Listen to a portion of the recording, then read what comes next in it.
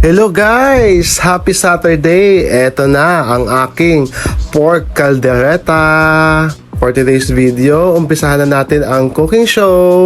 Ito ang aking mga ingredients. Meron ako ditong buto-buto ng pork na may kasamang kasim. And then, ito yung mga iba pang ingredients. Chopped na patatas and carrots, gata, tomato sauce, tomato paste, pork cubes, seasoning mix, caldereta mix, olive oil, sibuyas, bawang, bell pepper, butter, paminta, and liver spread. So, umpisahan na natin. Nagpainit ako ng mantika sa pot and then ipa-fry lang natin itong ating carrots at saka patatas hanggang maging half cook. And then, naglagay ako dito guys ng paminta para magkalasa na yung patatas at saka carrots na pina-fry natin.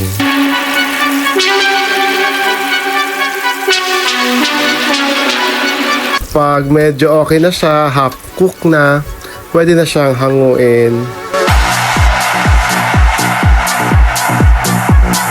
Sa same pot at same mantika, maglulusaw tayo dito ng butter.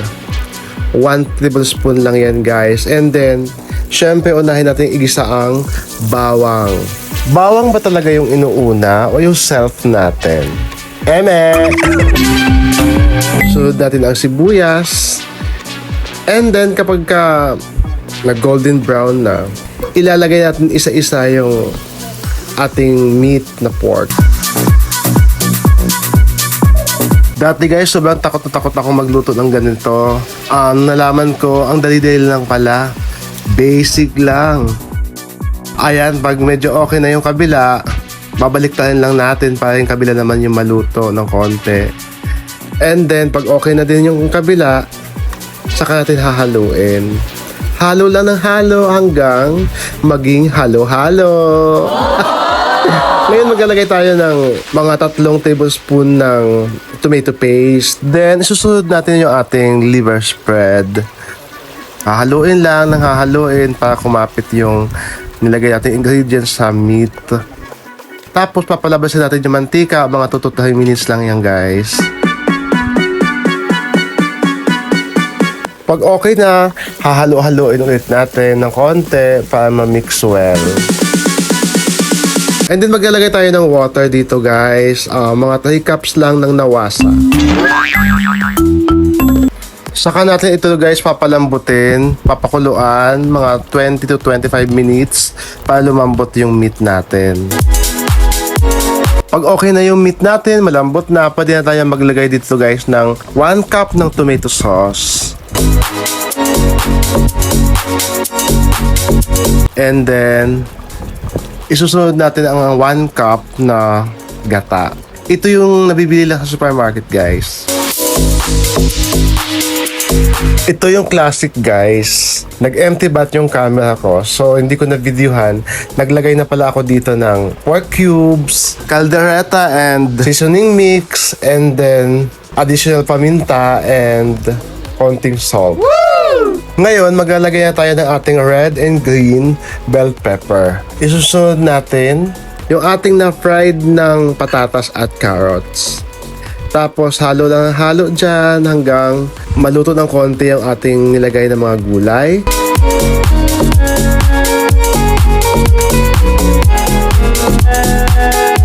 Grabe, amoy pa lang. Nakakatakam na talaga. And then, titikman na natin guys.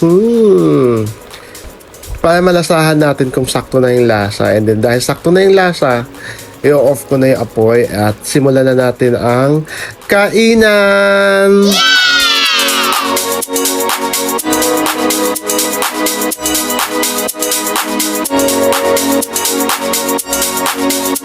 Looks so yummy, di ba? Ang saya, ang sarap. Yummy! Ayan, nakakatakam. Taob na naman ang kanin neto.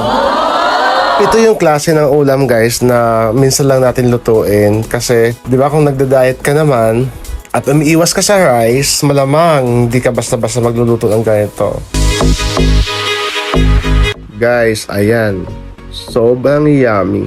At dahil dyan, uumpisahan na natin ang laban. Kainan na! Parang tutuloy yung laway ko dito, ah.